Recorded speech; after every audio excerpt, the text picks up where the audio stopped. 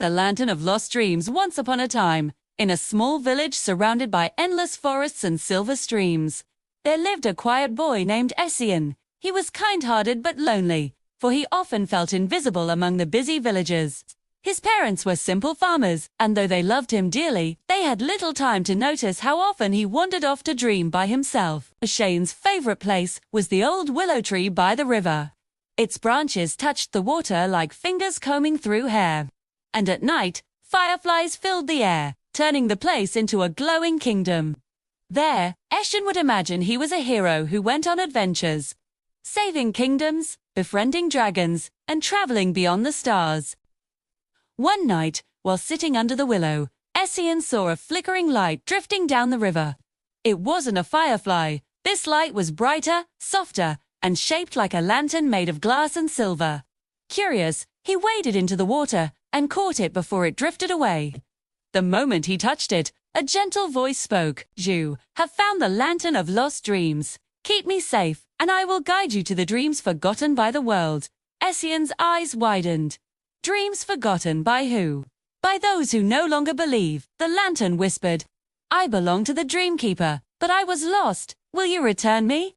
Without hesitation, Ehsan agreed, and the lantern's light swirled around him, carrying him away. Ehsan found himself standing on a glowing road made of stardust. Around him floated fragments of dreams, castles in the sky, books that wrote themselves, ships that sailed through clouds, and animals that could speak in human tongues. But many were dim, cracked, or fading away. "Why are they broken?" Ehsan asked. The lantern answered, "Because people stop believing in their dreams when they grow afraid, or tired, or when others tell them their dreams are foolish. But without dreams, the world loses color." Ehsan felt a pang in his chest. He thought of all the times people laughed at his daydreams. Maybe his own dreams lived here too, forgotten and gathering dust. At the end of the Stardust Road stood a gate guarded by a magnificent dragon with shimmering scales that reflected every dream Ehsan had ever imagined. "Who dares to bring the lantern back?" The dragon boomed. Ehsan stepped forward nervously. I found it, and I want to return it." The dragon's eyes glowed. "To do so, you must face the trial of belief. Do you still believe in your own dreams, boy, even when no one else does?" Ehsan's heart raced. He thought of the villagers who ignored him, of the times he had felt foolish, of the times he nearly gave up. But then he remembered the fireflies by the willow tree, the stories he told himself when no one else listened. Slowly, he nodded. "Yes, I still believe." The dragon roared, but it wasn't anger, it was joy. "Then you may enter." Inside the gate, Ehsan met the Dreamkeeper, a gentle figure cloaked in moonlight. She took the lantern from him and smiled.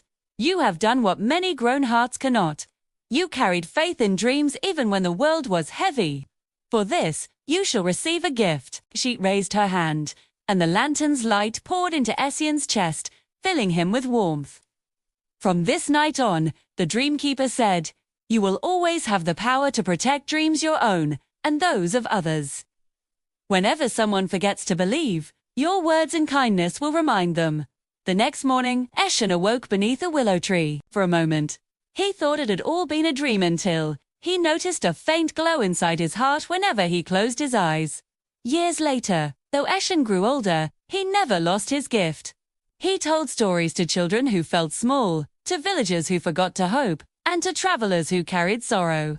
And wherever he went, dreams bloomed again bright and unbroken. And so, the boy who once felt invisible became the keeper of light in many lives.